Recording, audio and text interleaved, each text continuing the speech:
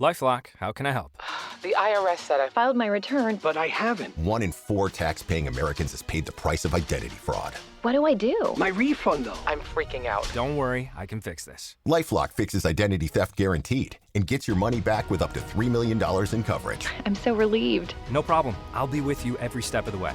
1 in 4 was a fraud-paying American. Not anymore. Save up to 40% your first year. Visit LifeLock.com/podcast. Terms apply. I'm Aislyn Greene, and this is Unpacked by Afar, the podcast that explores the world's most interesting destinations and unpacks the biggest issues facing travelers today. And in 2026, there is a lot to unpack. But don't worry, because today we're digging into what you need to know to travel well this year. I'm joined by Deputy Editor Michelle Barron, aka the Queen of Travel and Cruise News here, and Editorial Director Billy Cohen. These two very talented editors craft our annual Plan Your Travel Year series, which is now live on afar.com. See the link in the show notes. And in this episode, they share their many words of wisdom, like maybe airline status doesn't matter as much as it used to. Travel credit cards aren't a slam dunk anymore, and yes, you really, really need that real ID in 2026. Let's get going.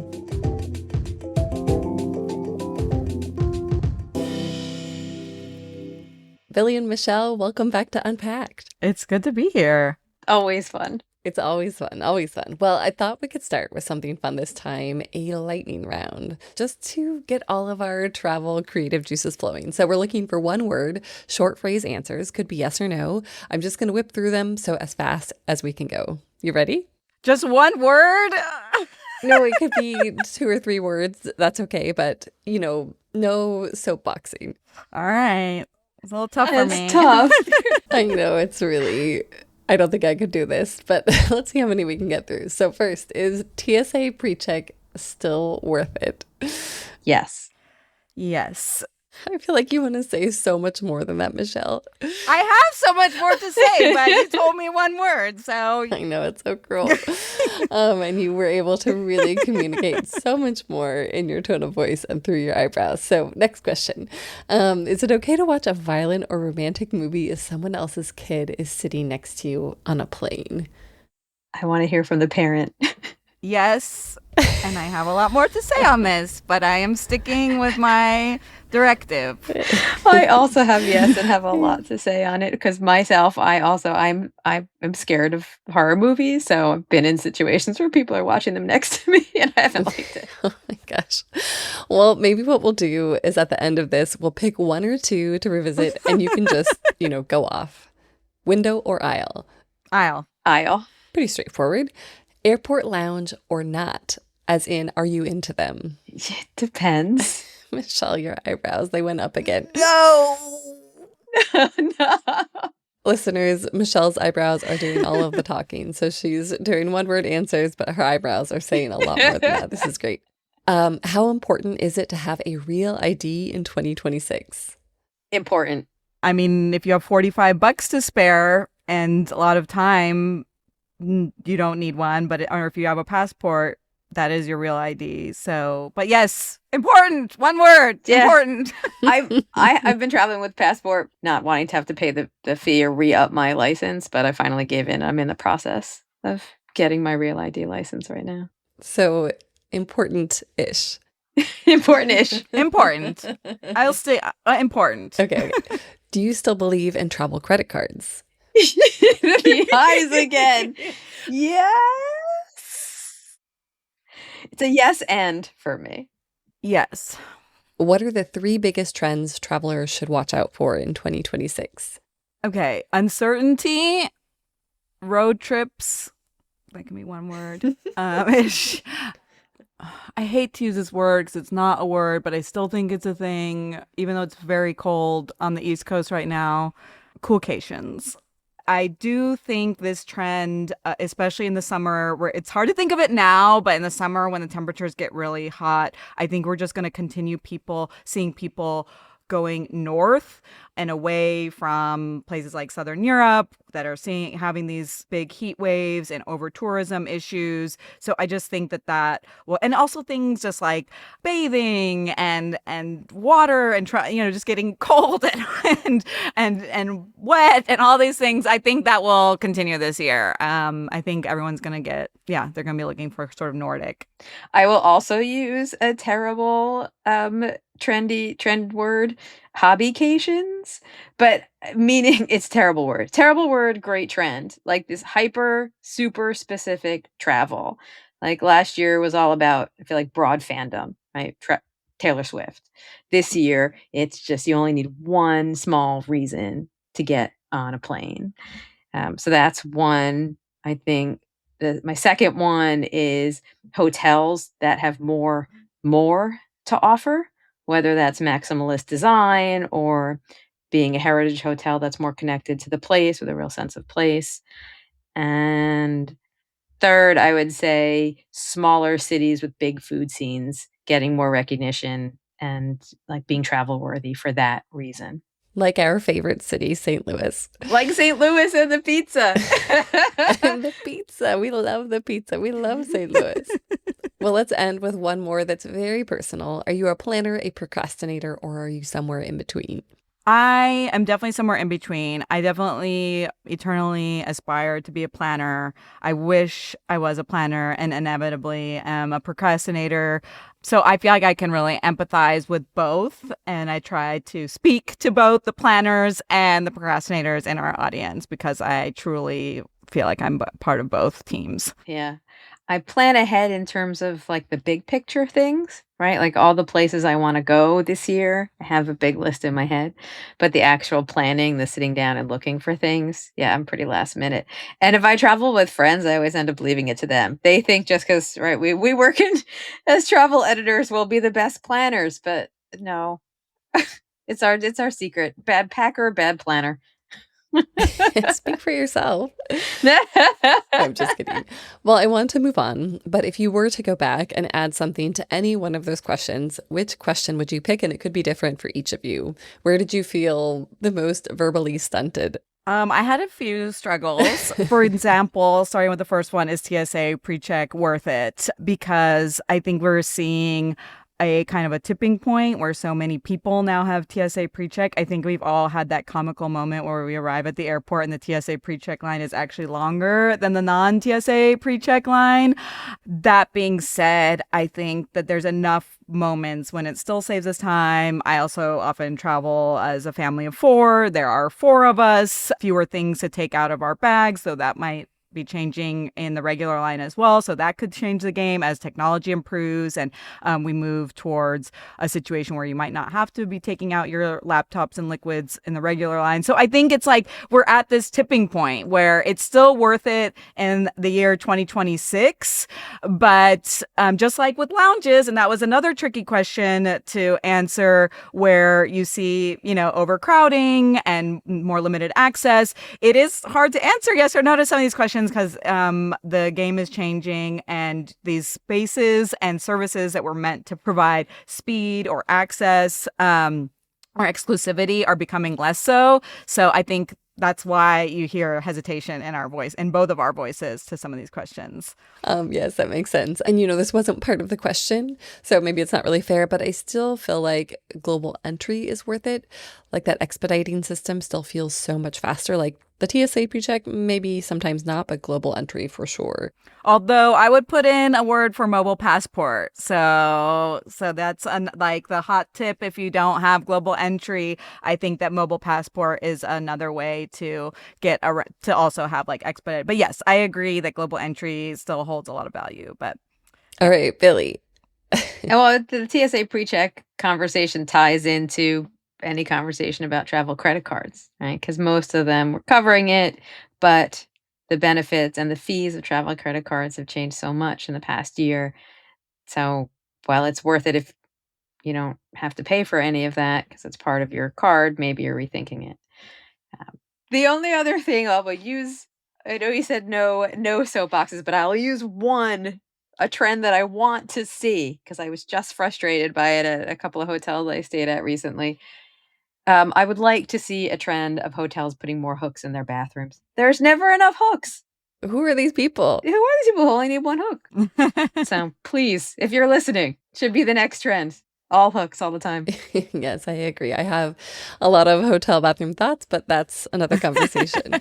So let's move on from our quote unquote lightning round. That was wonderful. You both did an amazing job. But let's talk about our year in travel. So you both worked on this package called Plan Your Travel Year.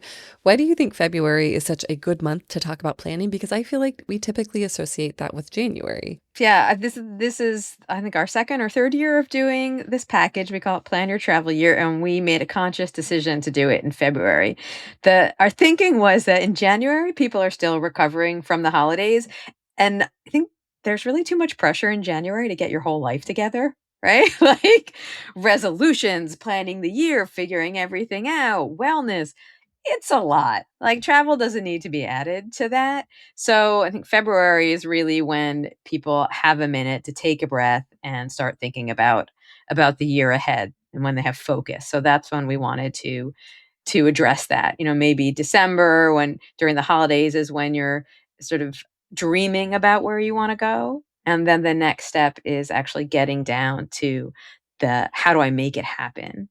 And so we're trying to come in right at the time where you're ready for it and we can be of the most help. I actually think March is the beginning of the year. And I also think there's this whole thread about like, why do we start the year in January in the middle of winter? It should be in March when spring when we're going into spring. So I would argue that March is really the start of the year for most people. Planners aside, we love them. Like they were already planning this year last year. And like I said, aspire to be one of them. But aside from the amazing planners of the world, everybody else, like I feel like March is when it's all coming to a head for the year. Yes, I love it. Plus, you're also maybe a little bit down in the doldrums and you need something to look forward to, right? Totally. Absolutely. Absolutely.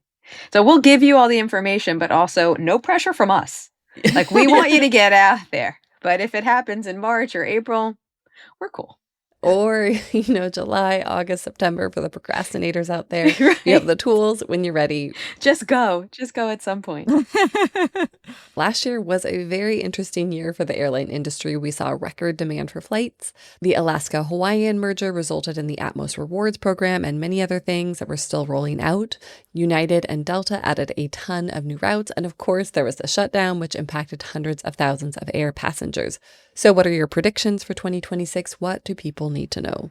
So air is always interesting. You can always count on air travel for that. Demand is actually showing to be a bit softer this year. And I don't think that's any surprise given the uncertainty that we're seeing. And so for now, looking at summer 2026, like the peak season, we're seeing a single-digit drop in demand from the U.S. to Europe and a double-digit drop from Europe to the U.S. That being said, we have the World Cup that's going to be in the U.S. and maybe some of those last-minute planners have not booked their World Cup travel. And so there is a possibility that we'll see that those numbers increase. But what that means is that we don't really have like a strong picture on airfares yet. It's usually when demand is softer, you can expect there to be airfare deals. Unclear about that. Other interesting trends that we're seeing, we are going to see a lot of post-Milan Cortina Winter Olympics routes, for example, to Milan, a lot of interest. So it's no surprise that several airlines have launched new routes to Milan. I'm sure there will be a lot of interest in the destination following the Olympics. We're also seeing a lot of sort of, I would call them like emerging, maybe underrated destinations, places like Split, Croatia, Santiago de Compostela in Spain, like kind of more interesting direct flights to what you could call like up and coming destinations. So I think that will be really interesting to watch. I'm also watching very closely kind of the post end of open seating era at Southwest. I am among those who was heartbroken by this decision by Southwest to end open seating. It was an amazing, first of all, it was one of their amazing quirks. They had a lot of quirks, and that's what made Southwest great, but it was actually a wonderful tool for families who were hoping to be together. If you're flying with a lap child, it's a chance for you to have that extra seat for your lap child. So I'll be very curious to see kind of where we go from here. Does Southwest just end up looking like all the other airlines? So yeah, it's going to be another interesting year in air travel, to be sure.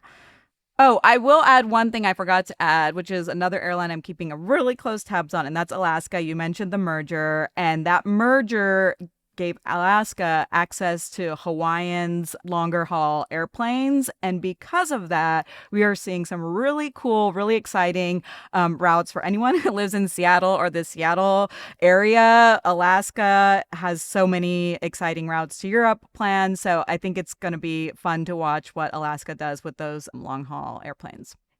Yeah, and speaking of new routes, Michelle, one of Michelle's writers, ran a story on regional routes and regional airports.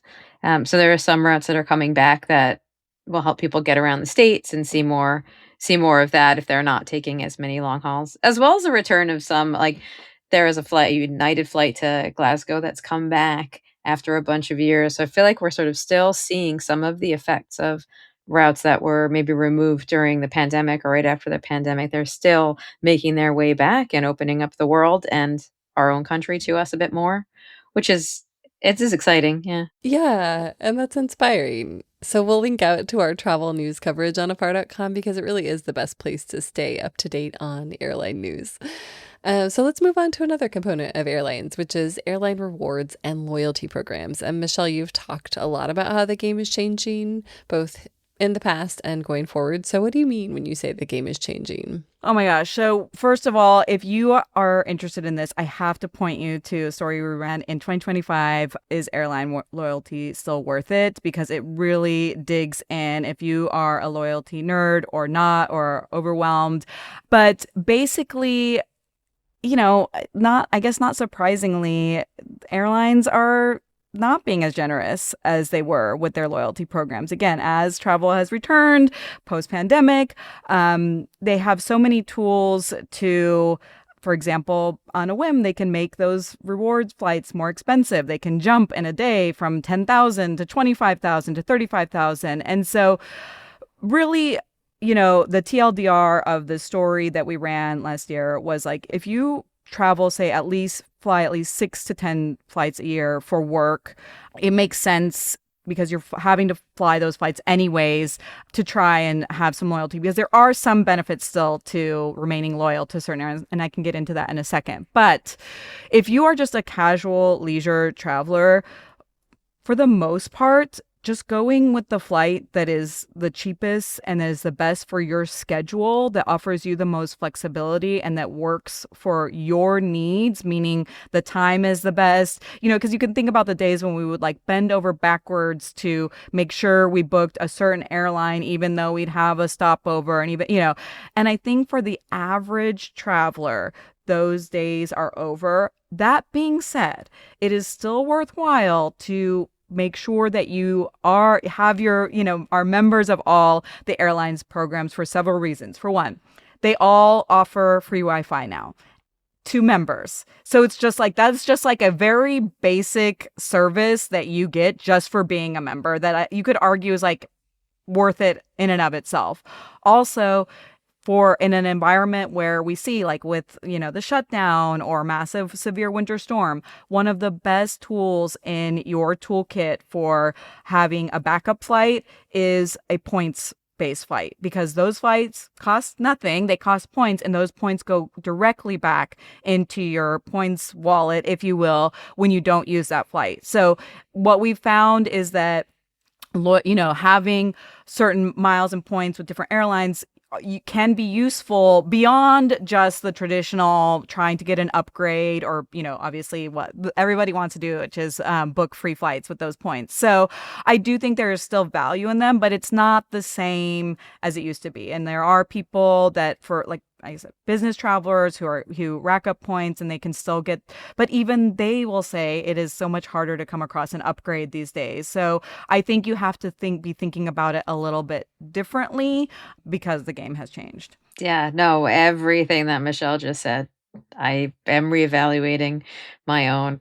Yeah, I lost my status this past year when on Delta, and I am. It's made me think about what's worth it. I wasn't even with the higher status. I wasn't getting upgrades. That status I had didn't even give lounge access. They've removed, and that's not just Delta, right? Like they've removed a lot of the perks that status members used to come to expect.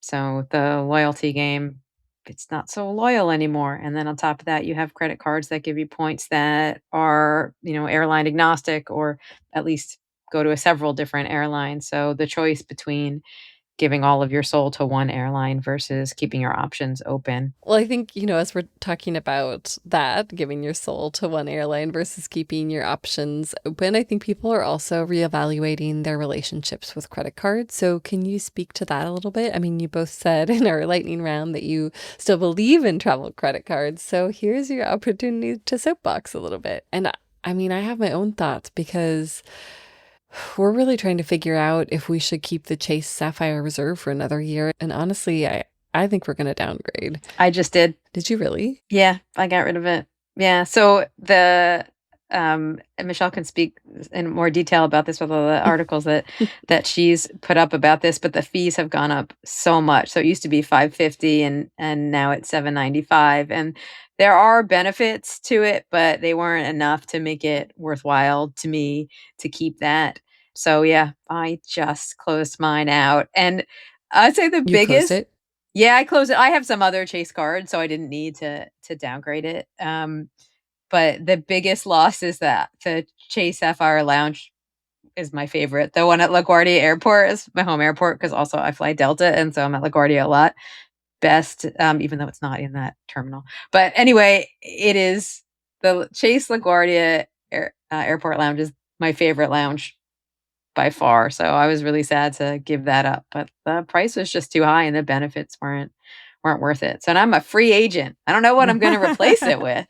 Yeah, I mean, Billy brought up the high fee, and so last year we saw Chase Sapphire Reserve go up to $795, and we saw Amex Platinum go up to $895, which is now the highest in the industry. And I think the key here is the complexity of the math and what is being called sort of coupon book credit cards. So they have these high fees, and then they have all these different paybacks that you will on certain services. So you get, $500 off on, Equinox membership and this and that and the other. And I don't know if that's actually the but it's a great price, example. Yes. Maybe it's Peloton. but like you get different discounts and credits for different services and brands. And so you really need to look like line by line, if you're going to use these different services and discounts, B, if you will use them on the right timeline, and C, if that will all add up to, making the value, your annual fee worth it. For a lot of people, it still does. For a lot of people, they use those things and they're like, the math is actually, for me, quite simple. I think for a lot of people, the math is too complicated, or the service and benefits and discounts are irrelevant. And therefore, like Billy, they're now free agents and they're looking for another card to use. So the other thing that I thought was interesting, we did a story on, is like this trend away from credit. Like some people are like, what if I don't want credit? What if I don't want to use a credit card? What if I want to be like actually a responsible person and use good old fashioned cash? So I also find it interesting that we see these alternative programs coming in that are just loyalty programs based on expenditure, but not necessarily linked to a credit card. So they can be linked to a debit card. And I love this as well because it's still rewarding your expenses, but not necessarily in a credit card environment. So again, I think similar to the airline loyalty situation, I think with credit cards, we're just seeing like there's a lot more going on. There's a lot more options. And again, unfortunately puts a little bit of the burden and the onus on the traveler to figure it all out. And for a lot of people who don't like, it's complicated, and it's unfortunate that there isn't an easy answer. There's not a way to just say, this is what you should do, or that, everyone has such different circumstances. I do think there is a lot that, obviously the idea of going out and spending money on whatever you normally spend money on, that translating into points and miles that you can use on a flight or a hotel, like that is still an attractive, proposition for a lot of us who love, like that's for us people who love travel, like that's all I want. Like that's what I want, right? Like totally. I don't want all the I want my day-to-day expenses to eventually tick up, even if it's little by little, to something that I want, which is flights. Yes.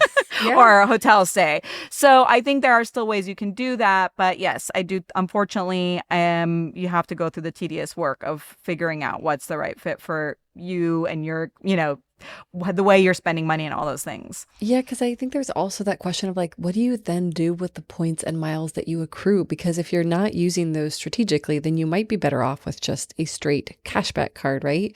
If you're using them in a kind of one-to-one environment, I mean, because the redemption side is really complicated. I know with the Sapphire points, you can turn them into Hyatt points, and that's a great redemption, but I just feel like that is a whole separate job on top of just earning and making sure you're maximizing the benefits. No, totally. And that's where I have to sort of shout out to sites like points.me and PointsPath that will help, because again, it will break your brain if you are not a points nerd, and I am not. Like if you are just like, I have these points and I want them, like, so definitely you take advantage of those services that will tell you about all the ways, the most strategic ways to transfer your points and maximize them, because it is so complicated. And so, yeah, definitely use those services. Yes, absolutely.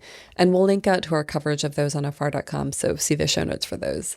Let's move on to technology, because Michelle, you mentioned that a little bit when we were talking about TSA PreCheck. Yeah. We have seen a lot in the last few years in terms of technology rollout. So TSA, for example, has expanded touchless ID throughout the US. So what do you think travelers need to know about things like using their face as ID over the next year or two? And what do you predict might come? Yeah, I can jump in. I think it's inevitable. We've been talking and writing about biometrics coming for a while, and it's here. Everybody's using it. It is arguably very convenient. The TSA touchless ID program, they scan your face and you go through. I would be remiss if I didn't acknowledge that for some people that might make them nervous. And there's a lot going on these days that I think has people concerned about what they're doing with that information and how are they using it. And so the conversation, I feel like, has shifted a bit from a matter of convenience and traditional privacy to what we might argue is personal safety matter. And for some people, they might feel concerned. We've seen issues with TSA agents. Are they looking at your social media posts? And could that be of concern if you're coming into the country? Like, could you get pulled aside? And again, I think here it's a matter of personal choice for people. And I don't know if it's going to make that big of a difference if you don't use the TSA touchless ID line. I don't know, that the story that we recently ran and security experts were like, they have that information regardless. Like they already have the image to which compare your face. Like I can understand that the concerns around it, but I'm not sure that like not using the touchless ID will help in that regard if that is your concern. So I think we're just going to see more and more of it. I feel like it's like the Jetsons is here. Like like your face as your passport, like we are basically here. I mean, it's going to take a few more years just for all the technology to be installed at the airports. But I think we are around the corner from not having to pull out any sort of ID or boarding pass at all when you go to the airport. Absolutely. And we're not even talking about AI in this conversation, which on the topic of travel planning and ways and technology that will change our lives is huge. Yeah. Don't stress me out. Sorry, Michelle. I was recently in the Detroit airport, and they have this kind of installation thing where as you're walking to your gate, so you've come through security, and before the corridors sort of separate into the different gates, there's a station where if you want, it'll scan your face, identify you, and then tell you where your directions to your gate. Oh, wow. But it puts it like on a giant billboard in the concourse that like you have to be standing in the right place to see, so not everybody can see it. But I'd never encountered anything like that. But it was this personalized, like, hey Billy, now turn right. Your gate is, four steps down on the left. I feel like we're inching and inching closer to extremely personalized travel experiences like that. And now you even see it in sort of old news, but when the seat back on your airplane will say your name, right? It says hello Billy. If I sign in, it remembers what movies I favorited. So all that personalization is already happening. I don't want to say people shouldn't take the time to think this through and make conscious and careful, thoughtful decisions. They should. But as Michelle was saying, a lot of this information, it's already out there. We've already gone down that hole. Yeah, I feel like as a society, we have traded privacy for convenience. We're already there. It's just that some of these things feel more shocking because it's such a conscious reminder of how much of our privacy has already been gobbled up. Right. But again, we can dive into the ethics of that another time. You have both mentioned lounges, and I know, Billy, you will no longer have access to your favorite lounge, the Sapphire Lounge. I'm sorry, but we have had some really incredible lounges open up over the last year, and there's a lot more to come from both credit card companies and from airlines. So what are your tips for or thoughts around the future of airport lounges? Yeah, I mean, as lounges continue to get crowded, there thankfully will be more lounges opening. Access rules are getting a little stricter, for better or for worse. For some people, that's welcome news. For others, it's a little bit of a mixed bag. So, and we're going to see what the lounge wars between the airlines and the credit cards will continue. I'll put my mom hat on for a second to just say that I personally, when I'm traveling my kids, lounges don't really help me because, now they're a little less crazy. When they were really little and they just wanted to like run around, lounges would be so stressful for me because they're this serene escape. And in come, my two kids like wanting to run around. And, my dream is for there to be more family friendly lounges that have a, soundproof play area so that everybody benefits in the lounge, both those with kids and without. But beyond that, I think we're just going to continue to see more and them, kind of upping the ante in terms of what they serve and the food and the drinks and and all these services. So obviously court loyalty and try to woo you over to their the very expensive credit card with a high fee. Like we're seeing celebrity chefs attach their name to certain lounges. So I think it'll be interesting to see. I think it'll be fun for some people like that to have, nothing better than having committed to a credit card or an airline and have access to lounges that now have desk side carts coming by with mixologists, like fun things happening in that space. But yeah, it's going to continue to be both like, I think that kind of push pull of like, there'll be some fun moments and some frustrating moments in the lounge space. Would you watch a reality TV show called Lounge Wars? Because it kind of sounds like it's made for one. I don't know if I want a reality show or if I want actually a scripted show about lounge wars. Interesting. And like some kind, like maybe The people in them are interesting. Yeah. So you could imagine lots of vignettes about the drama that's going on among people sitting in the lounge. White Lotus adjacent, like the airport version of White Lotus. Somebody disappears from the lounge and whodunit. All right. Well, we're going to take a quick break to hear a few words from our sponsors. But after that, we will talk about how to pitch that show to Netflix and get into some tips on where to go and how to use that valuable vacation time in 2026.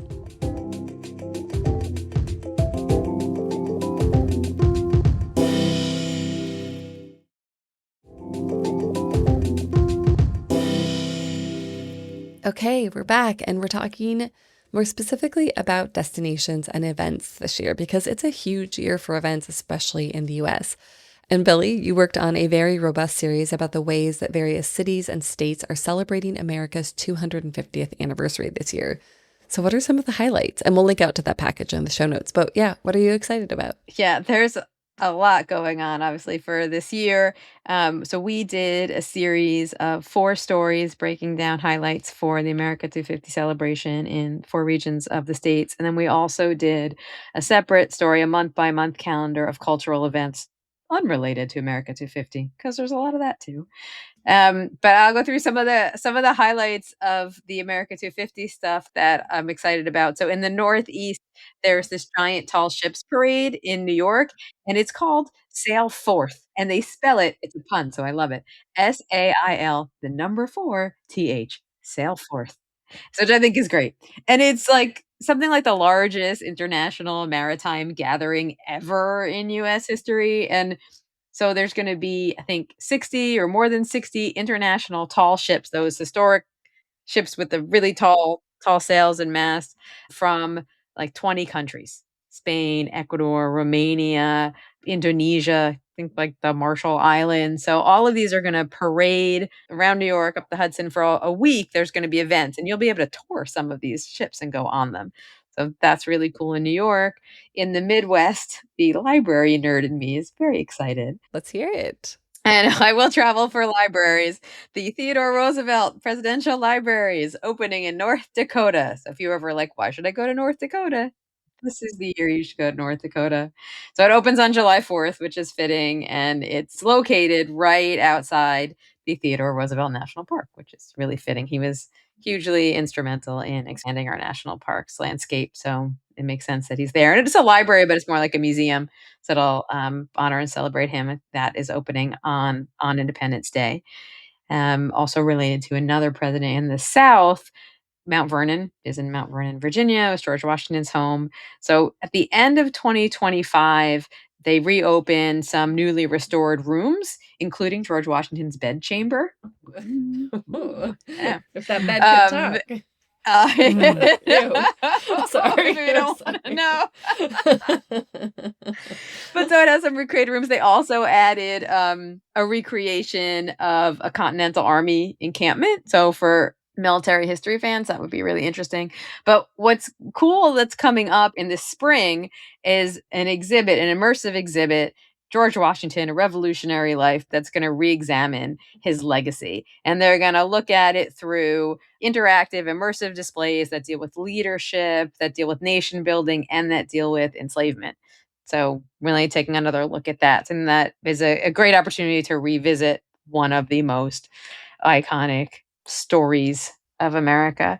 And then in the West, the cool thing that's happening is it's not just the 250th anniversary of America. It is the 150th anniversary of the Battle of Little Bighorn. So I don't know if you guys remember from like elementary school, this was Custer's last stand, right? So it was a huge, I just watched a documentary on this on PBS and I was like, this is so interesting. So it was a huge battle between indigenous nations and the US military for colonizing reasons. And the indigenous nations won, right? So there's a lot to tell about that. And because it's the 150th anniversary of that battle, there's a retelling that's going to happen.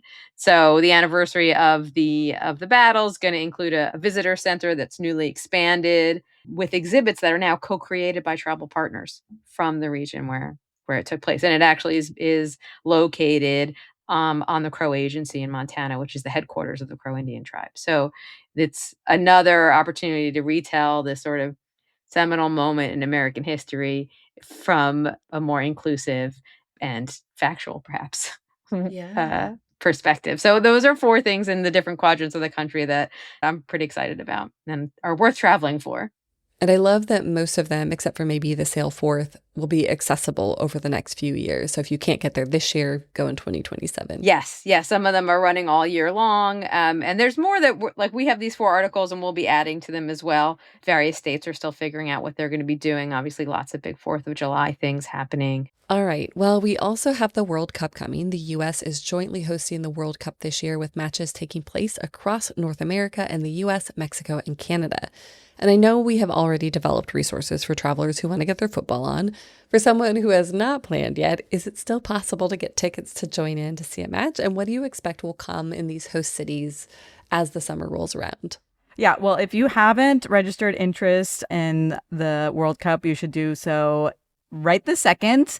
Go online to the FIFA website and register. There is a lottery for tickets, so it's on an ongoing rolling basis. But yes, go ahead and register that interest sooner than later and try your chance at winning tickets through the lottery. There are also hospitality packages that are expensive, but they come with the guarantee of tickets as well. So you can look those up as well. Those are through On Location. So there's still plenty of chances to get World Cup tickets, not to fear. And I think the main thing is just figuring out what exactly you're I feel like if you haven't registered yet, you're probably not a hardcore World Cup fan. No offense.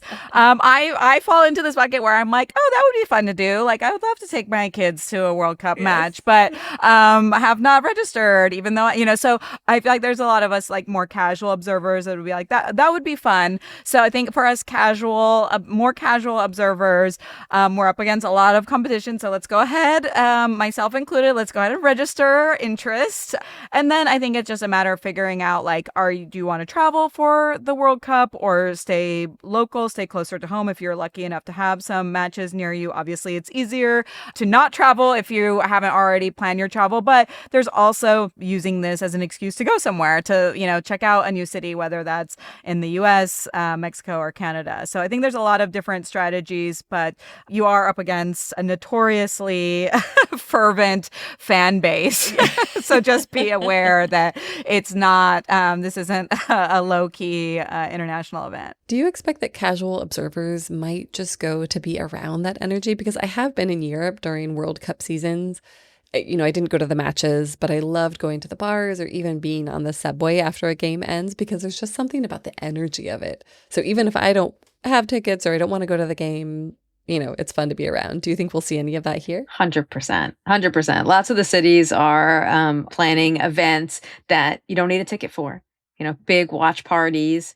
New York is planning some. I'm sure all the cities are. We'll have information on those so that you can be part of that fun. I had a similar experience back in 2018 when Croatia made it to the finals, and I was in Zagreb, and like every plaza in the city had a giant TV and people just watching, and I didn't know how into the World Cup I was until I found myself in that crowd and was cheering for this underdog team. So yes, I think that's where the fun is going to be.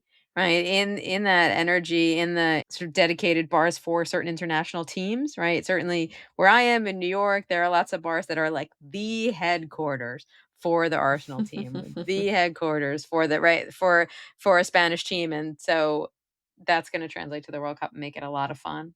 And then the other thing is what's going to be a hack you can think about is if you don't want to be in the middle of those crowds, think about alternative cities or second cities or dupe cities. So Providence, Rhode Island, which is a lot of fun, a lot of great nightlife there, a lot of great art there, is actually closer to the World Cup stadium than Boston, even though Boston is like, I'm blanking on the name of the stadium, maybe Gillette Stadium.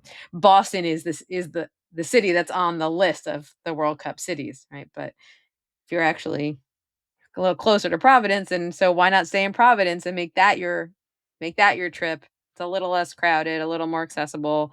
You'll be able to get around a little easier. So I think there's a lot of opportunity to use this huge event to see other parts of the metropolitan areas where the games are going to be held. And just the community energy of it all. I love that. Well, anything else you want to add about World Cup or World Cup planning for the casual observer? Yeah, I mean, I'll just reiterate that, like, register your interest now. I literally have the tab open right now because in preparing for this conversation. No, I'm going to do it. Like, I'm doing it with you. This is me doing it together with you, dear listener. We can do it together because why? Like, it doesn't cost anything, and at least that's one avenue where you have a chance to get tickets. Like, how fun would that be to just be like, I got World Cup tickets, let's go. So, it is a lottery, but I feel like that could just be such a fun, like, random surprise to then be like, all right, let's figure this out. But as far as accommodations, to Billy's point, I think it's really important, key to think about these alternative destinations that, like in LA, you could stay in Long Beach, which many people don't think about as part of LA County, and it is, and it's not far. So I would if and when you get tickets, look at where the stadium is, and then, look at the map and look at some of these alternative destinations where you'll have a better chance at finding accommodation and hopefully not at surge pricing. Yeah, that's the real challenge. Like, how do you pay for your hotel or your Airbnb? Yes, exactly. So when you need those credit card points. Yeah, exactly. Don't give up that card just yet. Right? Yeah, I should have held on to it. Exactly. Well, we'll let you know if Michelle gets her tickets. So we can't go anywhere if we don't have time off or PTO. And it is no secret that Americans aren't great at taking time off and that we don't always get a ton of time off. I think that, Michelle, you recently edited a story from writer Terry Ward about how to maximize your PTO and where to go. So do you have any tips for people who really need to stretch those 2 weeks that they get every year? Yeah, I love the progression of this story. So a lot of travel publications this year and every year do this story that's basically how to maximize your PTO. And I have been a big dissenter of this concept. The basics of it is, there's several federal holidays on the calendar: Memorial Day, Labor Day. It's usually 1 day off. Sometimes in the case of Thanksgiving, it's 2. The math is always the same. It's you take the remainder of the week off, so usually around 4 days, and you get a total of 9 days off. So to me, this feels like, this is actually not the best time to travel. Like, this is when so many you're in competition with so many people to hit the road. And so I've sort of argued, why would we talk about federal holidays? Like, they're not, like, you should just take a random Monday off and go on a different long weekend or whatever. But for a lot of people, they don't have necessarily a lot of time off, and they are really forced to use and think creatively about their federal holidays. So I sort of had a rethink about my idea, and I have kids who also have like federal holidays off, and we're also saddled a lot of the time with those federal holidays. So Terry Ward wrote this article for us, which I love because it doesn't talk about the math, because like I said, the math is pretty simple. I think everybody knows how to look at a calendar and see how to take days off to maximize on days that you are given as federal holidays. But what she did is she looked at sort of destinations and how, if you have to go during these timeframes that are like traditionally very busy, where do you go? How do you get away from the crowds? And so there's a few recommendations, and she talked to travel advisors for this. And so, for example, Memorial Day. Here in the States, like, Memorial Day can be kind of a nightmare. I mean, it's like the last big hurrah before the summer. It's sort of what we call the unofficial start of the summer. So she makes the argument, like, this is a great time to go to Europe. It's right before the peak season in Europe, which tends to be July and August. So you can maybe still get some good deals on travel to Europe. It's a U.S. holiday, not European holiday. Labor Day, another great example. This is, it's fall, so great time to go to like Greece. When Greece, traditionally high season, summertime, it's very hot. As I mentioned, with the coolcation trend. So great time to take advantage of both destinations that tend to be very hot and overcrowded in the summer, but also like a Canada before the winter season. And then lastly, looking at Thanksgiving, which is actually one of my favorite holidays to take advantage of and travel because it's such a traditionally like domestic holiday. So looking at place like Mexico before, Christmas and New Year's holiday crowds coming into Mexico, and also getting a jump start on like the Christmas markets in Europe. Again, Thanksgiving is a US holiday, so you don't necessarily have like the same sort of competition and increase of prices, though much of the world has caught on to the fact that we have these holidays in the US, so that's a little bit of a pipe dream, but you get the idea. If you do have limited PTO, and if if you do need to use these federal holidays to take a break, that there are ways to be strategic about it. So I came full circle on how to maximize your PTO discussion, and have realized that if you do need to use those days to travel, why not try and do it strategically? That is great. I really love that idea. Billy, do you have anything you'd like to add? Use them all. Whatever you have to do. That's right. We're bad at using them. Americans don't use them all, but you deserve them. You all earn them. Go use your vacation days. You know, it's funny because I would not be as much of a planner as I am, but my partner works in healthcare, so we have to pick our days off a year in advance. She gets these certain holidays off, and so we've kind of been forced into that situation even though we don't have children. In some ways it's great, and in other ways I can't wait till we're free of that. So that's great advice. Thank you. Well, let's move into talking more concretely about destinations, because none of this matters if we don't have a place we want to go. So our where to go list was all about lesser known destinations that have tourism infrastructure and want travelers. That link is in the show notes. But we also recently published a story on Afar.com about 12 places you should visit now before they get super popular. So what are some of the places that are on your list or that you would recommend? I'll jump in. There's a couple of places. So our senior editor, Shayla Martin's reporting this. A bunch of places on it that are dear to my heart. One, Panama is just becoming more and more popular.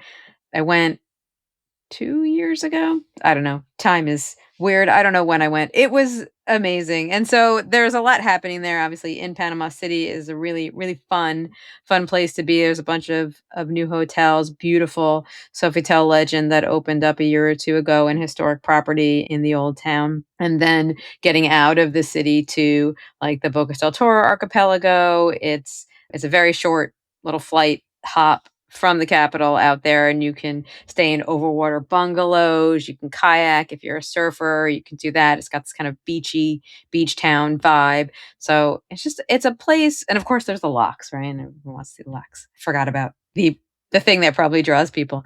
But there's so much to do and see in this very small country, and it makes it pretty easy to get around either by small flights or driving. So that's on our list. That's coming up as a place to go before it gets popular. Another one is Malta. We talked a bit earlier about new flight routes, and there is a new flight to Malta coming up, starting in, is it May, Michelle?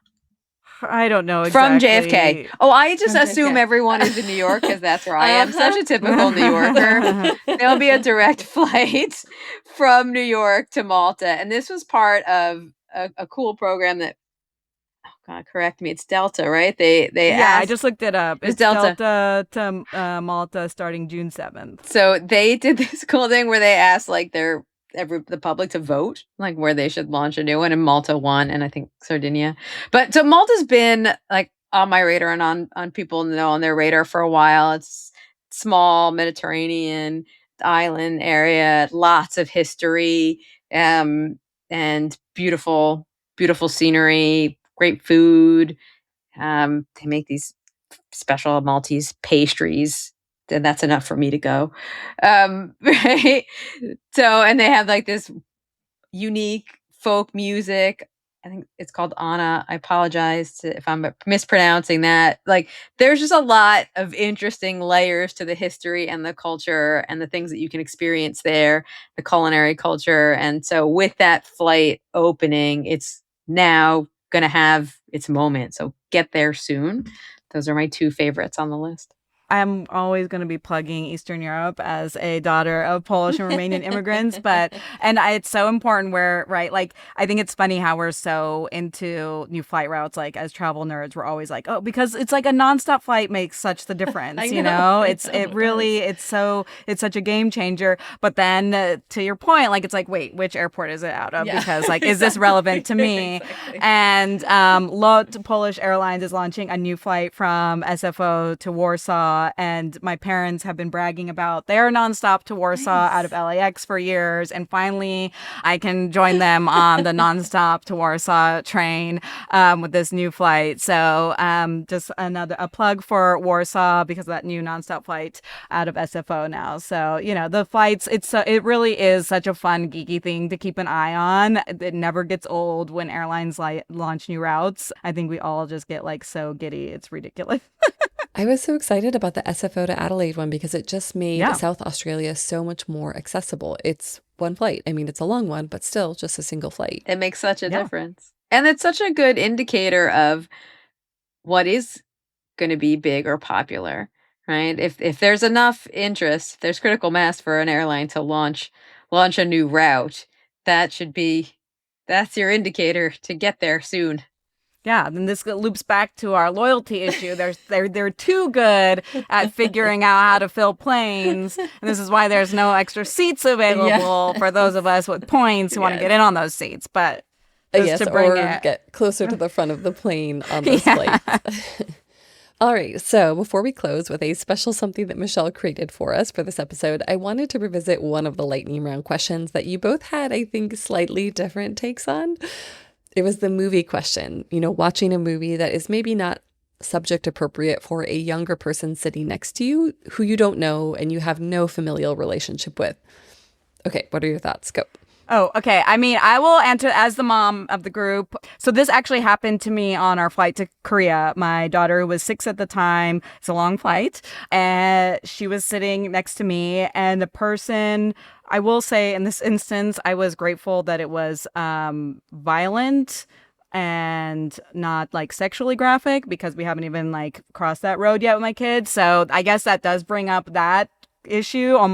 So as a parent, I'm already putting if you're going to watch something inappropriate in front of kids, for those of us who haven't had the birds and the bees talks with our kids yet, maybe at least make sure it's violent.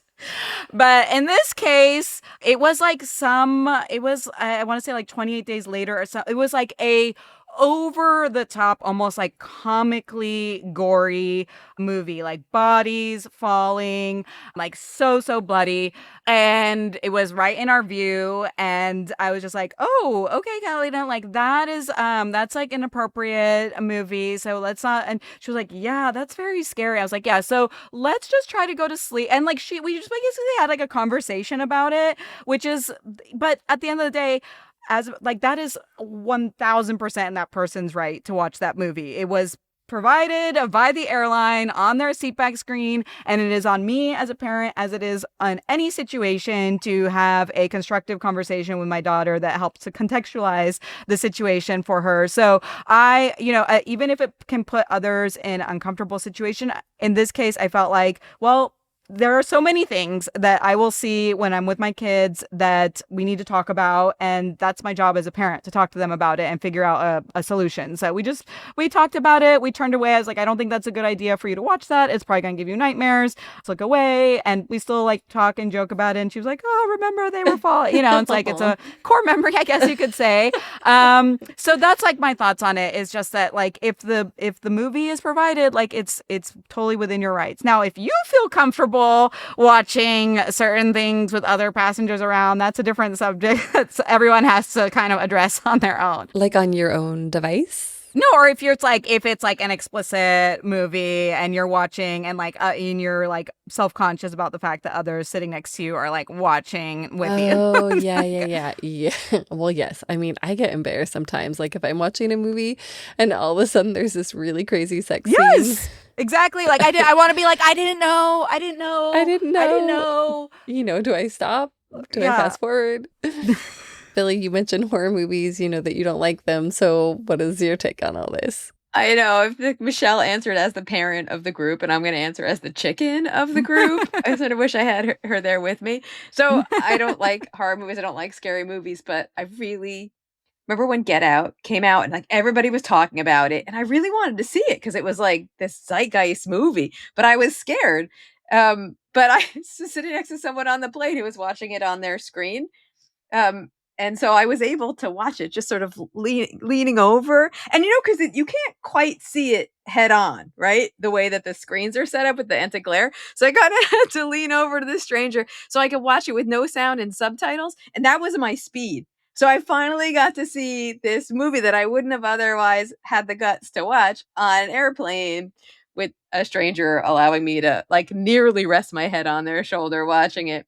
So I appreciate it. If there's a movie that I'm not going to watch, I'll look at it. And I get up 100 times. That's why I'm an aisle, not a window, because I get up 100 times during a flight. I like to walk. So I am looking at what you're all watching. Like, I am so curious. Ooh, what's that person watching? What's that person watching? And I'll stand there for a couple of seconds. So I'm the problem. You have to watch out for me. Billy's the lurker. I'm just so curious. Did I talk to everyone? Once met a celebrity's father on a flight, and then I recently saw that celebrity and was able to tell him that I sat next to his father on a flight. Wait, well, you have to tell us who the celebrity is. Do you remember? Did you guys watch Mad Men? Yes. Mm-hmm. Yeah. Is it John Slattery? Oh yeah. Mm-hmm. Wow. So I sat next to his dad. This is a bunch of years ago on a flight. I was stuck in a middle seat, and this will surprise no one that I talked to everyone. But he actually started the conversation because he was holding, I think it was a GQ magazine. And John Slattery was on the cover. So he showed it to me. He's like, that's my son. Yeah, I was like, how do you know it's his That's father? cute. Yeah, I would I know. never have known it. But he was so proud, Oh, right? I He like just that. wanted to talk about it. He's telling me all these stories. And we talked about how the dad worked in the tannery business. So I learned a lot about leather making for a vegetarian. That was awesome. And he would just like spent, I think, a 2-hour flight from Florida talking about his son and how proud he was. And then this was seriously like 5 or 10 years ago. And then just this Christmas at a Christmas market in Manhattan, John Slattery was there. And I totally went right up and was like, oh my God, I have to tell you, I met your dad. He thought I was like coming over to take a selfie. I'm like, no. I sat next to your dad on a plane. Wow. He was so proud of Cute. you. Like, okay. That's really sweet. That's so cute. Best airplane experience ever. Well, good job, Billy. That was awesome. I mean, not the direction I thought that was going to go, but I appreciate your take on half watching horror movies on the plane. He did not watch a horror movie. I just had to read an issue of GQ. We are out of time, but before we go, Michelle, would you like to share your creation with us? Yeah, so just so that you know, we refer to this time of year as PYTY, Plan Your Travel Year. And I love a Weird Al Yankovic kind of song spoof moment. So I had to create our version of PYT for this. So I want to go there. PYT, plan your travel, yeah. You need some traveling. TLC, travel luggage and cards, and we'll take you there. I don't think that's actually how the right. I love it. It's so good. You really made my Monday with this one. Well, Billy and Michelle, thank you as always for your brilliance and your thoughts and your honesty. Always so much fun. A lot of fun. Thank you, Aislyn. That is sure to be the travel earworm that takes the internet by storm, right?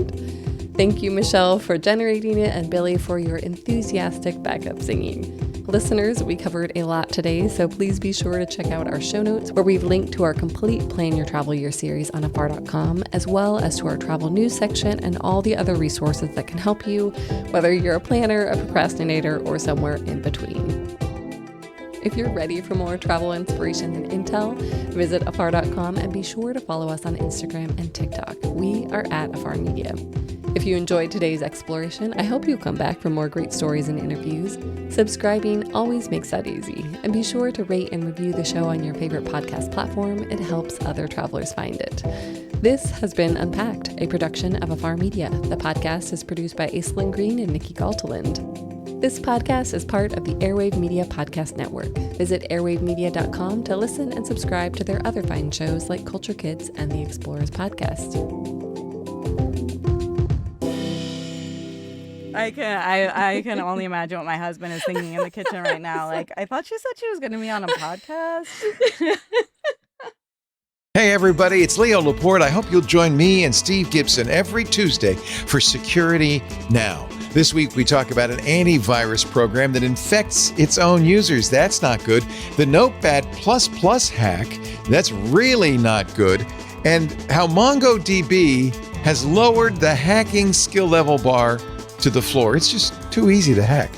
Every week, Steve Gibson tells you everything you need to know about security on Security Now. You'll find it at twit.tv/SN or wherever you get your podcasts.